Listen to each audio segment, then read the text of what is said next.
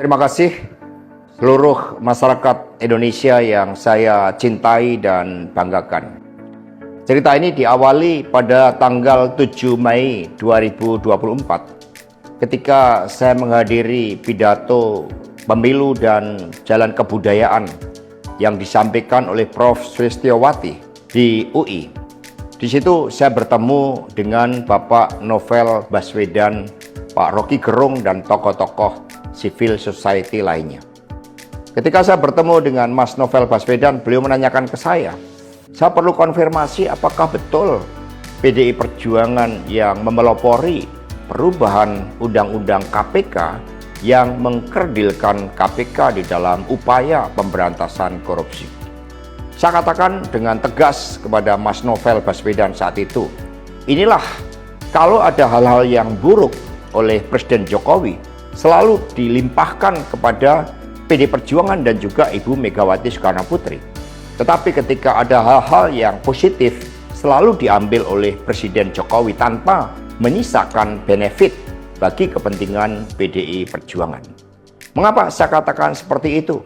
Revisi Undang-Undang KPK termasuk kabar buruk yang disampaikan bahwa itu adalah ulah PDI Perjuangan. Sebagai Sekretaris Jenderal DPD Perjuangan, saya sampaikan kepada Mas Novel bahwa saya adalah sekjen yang sangat getol menjabarkan perintah Ibu Megawati Soekarno Putri bagaimana PDI Perjuangan memerangi korupsi. Karena itulah tuduhan bahwa revisi Undang-Undang KPK diarsiteki oleh PDI Perjuangan itu sangat salah. Saya ingat ketika saya bertemu dengan Presiden Jokowi di Istana Merdeka menjelang Mas Gibran dan Mas Bobi mau mencalonkan sebagai wali kota Solo dan wali kota Medan. Saya mengatakan kepada Pak Presiden Jokowi sekaligus untuk menguji keseriusan beliau di dalam mencalonkan anak dan menantunya. Pak Presiden, apakah betul Bapak mau mencalonkan Mas Gibran dan Mas Bobi sebagai wali kota? Loh, kenapa Pak Sekjen? Karena ketika Mas Gibran dan Mas Bobi sebagai wali kota, maka otomatis dia menjadi pejabat negara. Dan ini akan sangat rawan terhadap berbagai bentuk gratifikasi, suap, dan berbagai tindakan korupsi lainnya. Presiden Jokowi sempat termenung saat itu. Dan kemudian dari situlah saya merasakan bahwa pertanyaan saya ini sangat mengusik perhatian dari beliau. Karena saya tegaskan bahwa ketika Mas Gibran dan Mas Bobi menjadi wali kota, maka dengan mudah akan terkena operasi tangkap tangan dari KPK dan juga aparat penegak hukum yang lain. Maksud saya bertanya kepada Presiden Jokowi adalah untuk mengingatkan bahwa beliau sudah presiden. Buat apa kemudian anak-anaknya harus menjadi wali kota, dan itu mengandung suatu risiko-risiko politik mengingat presiden juga berhadapan dengan begitu banyak pihak-pihak yang selalu mencoba berhadapan dengan Bapak Presiden.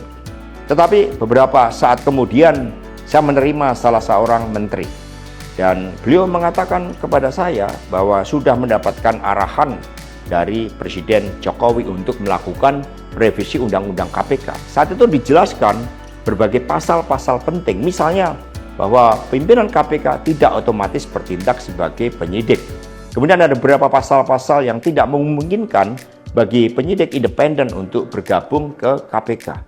Berbagai revisi-revisi itu, karena ini adalah perintah dari Presiden, maka ya saya sarankan untuk bertemu dengan seluruh jajaran fraksi di DPR RI dan coba menggalang atas perintah dari Presiden. Nah, saat itu Pak Menteri yang menjadi kepercayaan dari Pak Jokowi ini menyampaikan bahwa kira-kira akan diperlukan dana sebesar 3 juta US dollar untuk menggolkan revisi Undang-Undang KPK. Dan mengapa berjalan mulus? Karena Presiden Jokowi punya kepentingan untuk melindungi Mas Gibran dan Mas Bobi. Maka sejarah mencatat bahwa revisi Undang-Undang KPK ini dilaksanakan sebelum pelaksanaan pilkada serentak di mana Mas Gibran dan Mas Bobi berproses menjadi wali kota. Maka ketika terpilih menjadi wali kota, amanlah dari berbagai persoalan hukum karena KPK sudah dilemahkan. Jadi dari keterangan saya, yang saya pertanggungjawabkan secara hukum, secara politik, yang saya pertanggungjawabkan di atas Tuhan yang Maha Kuasa tentang kebenaran pernyataan saya ini, meskipun tanpa bukti, rakyat Indonesia bisa mengetahui bahwa pelemahan KPK dilakukan oleh Presiden Jokowi, kemudian dampaknya dituduhkan kepada PDI Perjuangan. Ini jawaban buat Mas Novel Baswedan. Terima kasih, tegakkan kebenaran, Satyam, Eva Jayate, merdeka.